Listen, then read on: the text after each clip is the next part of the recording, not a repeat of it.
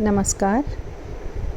बाबा गंगादास राजकीय महिला महाविद्यालय एमए हिंदी साहित्य उत्तरार्ध के प्राचीन एवं निर्गुण काव्य के प्रश्न पत्र में संकलित जायसी के पद्मावत से लिया गया है। प्रस्तुत पद्यावतरण पद्मावत के सिंगल द्वीप वर्णन खंड से उद्धृत है। पुनि आए सिंगल गढ़ पासा, का बरनो जनु लाग अकासा। तरही करिन बासुकी कै पीठी, ऊपर इंद्रलोक पर दीठी। प्रस्तुत पद्यावतरण कवि जायसी द्वारा रचित पद्मावत के सिंगल द्वीप वर्णन खंड से अवतरित है। इस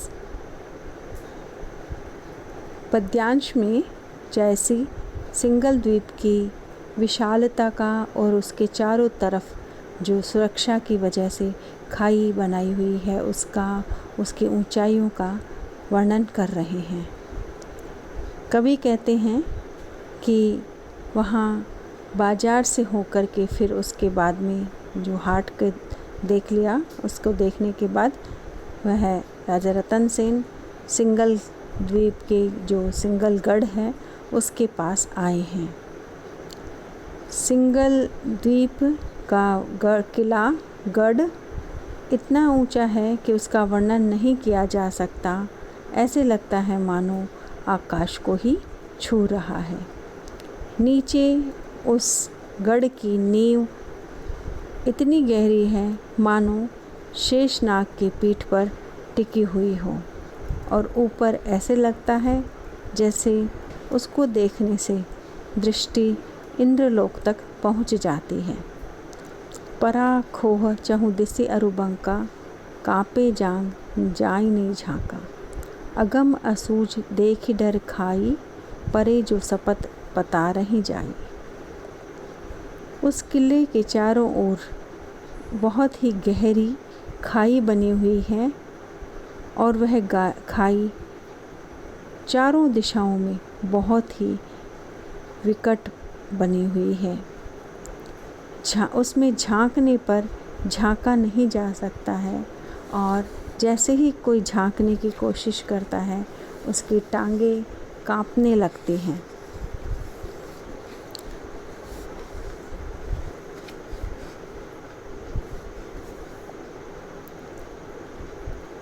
यह किला अगम्य है। यह खाई उस किले की चारों तरफ बनी हुई अगम्य है और इसको देखा नहीं जा सकता।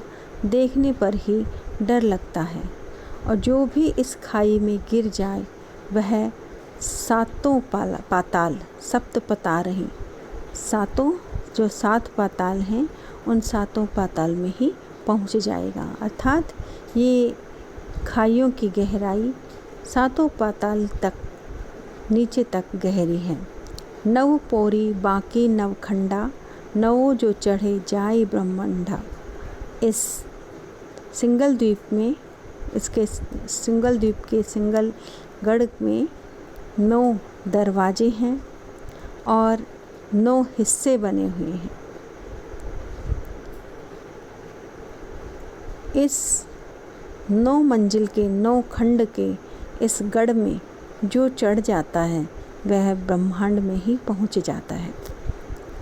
ये जो वर्णन आए हैं कि देखने पर वह अगम्य है और गिरने पर 7 पाताल में पहुंच जाता है, ये हठयोग साधना के वर्णन से लिया गया है। ये सारे संकेत 9 खंड, 9 दरवाजे और ब्रह्मांड में पहुंचना, 7 पाताल तक पहुंच जाना, ये हठयोग साधना की संकेत हैं।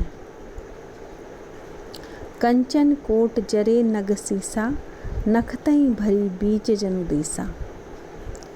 सिंगलगढ़ सोने का बना हुआ किला है जिसमें रत्न आदि नग जड़े हुए हैं। ये रत्न ऐसे चमकते हैं जैसे मानो नक्षत्र आसमान में भरे हुए हों और उन आकाश में भरे हुए नक्षत्रों में बिजली चमक रही हो। लंका चाहे ऊंच गढ़ ताका, निरखिन जाए दीठ तन थाका। जो भी लंका का जो किला है वह भी इस सिंगल द्वीप के गढ़ की ऊंचाई को नहीं पहुंच सकता।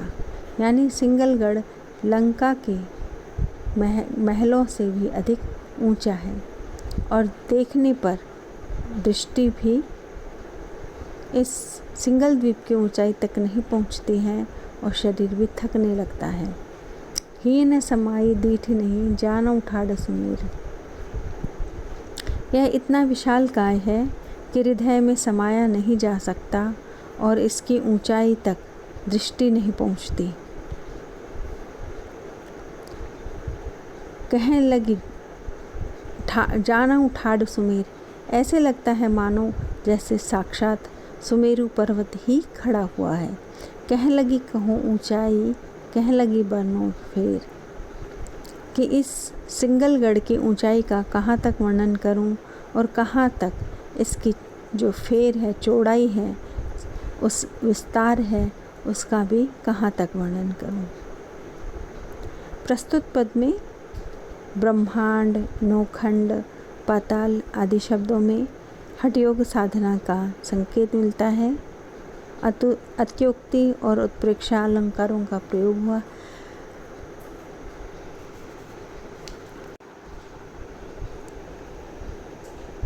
कंचन, कोट, असदीपा जैसे शब्दों में उत्प्रेक्षा अलंकार का प्रयोग हुआ है।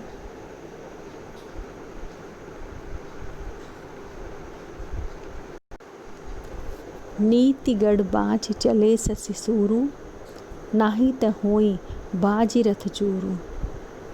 पोरो नवो वज्र के साजी, सहस सहस तह बैठे पाजी।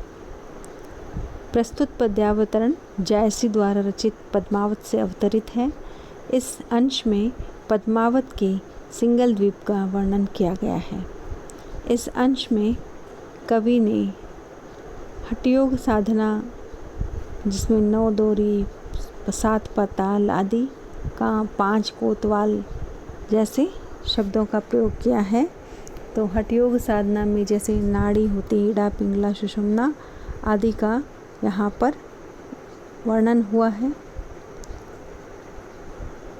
कवि जायसी कह रहे हैं कि नित्य प्रति चंद्रमा और सूर्य भी रतनगढ़ के किले को छोड़ करके चलते हैं, अन्यथा अगर वो मार्ग देख करके ना चलें तो उनके घोड़े, रथ चूर चूर हो सकते हैं।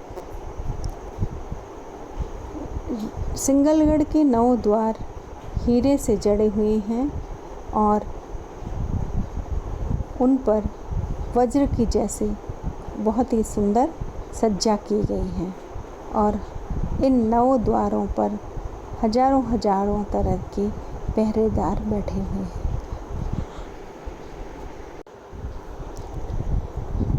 पांच कोतवाल अपने अपने क्रम में घूमते हुए, निरीक्षण करते हुए यहाँ पहरा देते रहते हैं और इस द्वार पर जो भी पैर रखता है उसका हृदय ही कांपने लगता है। पोरही पोरही पोरही पोरी गज, सिंग गड़ी काढ़े, डरपही लोग देखे तिठाड़े। हर दरवाजे पर सिंह की आकृति, शेर की आकृति गढ़ करके वहाँ बनाई गई है और वो इतनी सजीव हैं कि जो भी कोई उनको देखता है ऐसे लगता है मानो अभी गर्जना करेंगे और अभी किसी को काट लेंगे, जबकि हैं वो सब के सब पत्थर से बनाई हुई, लेकिन इतनी सजीव लग रही हैं। वहाँ उनको देखने वाले लोग उनको देख करके डरने लगते हैं। बहु विधान वे नाहर गढ़े, जनु गाजही चाहई से चढ़े। वो सिंह अनेकों प्रकार के बनावटों के साथ गढ़े गए हैं। वो ऐसे लग रहे हैं जैसे मानो अभी गर्जना करेंगे और इतने सजीव हैं जैसे मानो उछलकर किसी का सिर ही काट लगे हैं। टारही पूछ पसारही जीहा, कुंजर डरही कि गुंजरी लीहा। ये सिंह अपनी पूँछ हिलाते डुलाते रहते हैं और अपनी जीभ भी फैलाते रहते हैं। उनको देख कर के जो गढ़ के किले में हाथी हैं वो भी भयभीत हो जाते हैं। ऐसे लगता है कहीं गुंजार करके हमारा जी ना ले लें, हमारे प्राण ही ना ले लें। कनक शिला गढ़ी सीढ़ी लाई, जगमगाही गढ़ ऊपर ताही। सिंगल द्वीप में जो गढ़ है, महल है, कि उस किले की सीढ़ियाँ सोने के पत्थर से बनी हुई हैं और वह हर समय जगमगाती रहती हैं। नवखंड नवपूरी, ओ तह वज्र के वाड़, चारि बसेरे सो चढ़े, 700 उतरे पार। इस सिंगल गढ़ में 9 खंड बने हुए हैं और इन पर 9 दरवाजे हैं जिन पर वज्र के किवाड़ लगे हुए हैं। इन गढ़ में जाने पर जो 4 स्थानों पर विश्राम करेगा और फिर आगे बढ़ेगा, निश्चय ही वह सभी प्रकार के समस्याओं सत्य के बल पर सभी तरह से वह पार हो जाता है। इसमें 4 पड़ाव जो सूफ़ी साहित्य से प्रेरित हैं वो भी हैं शरीयत, तरीक़त, मारिकत और हकीकत। और हिंदू दर्शन में ज्ञान, कर्म, भक्ति और ईश्वर प्राप्ति, ये इस रूप में भी ये 4 पड़ाव हैं।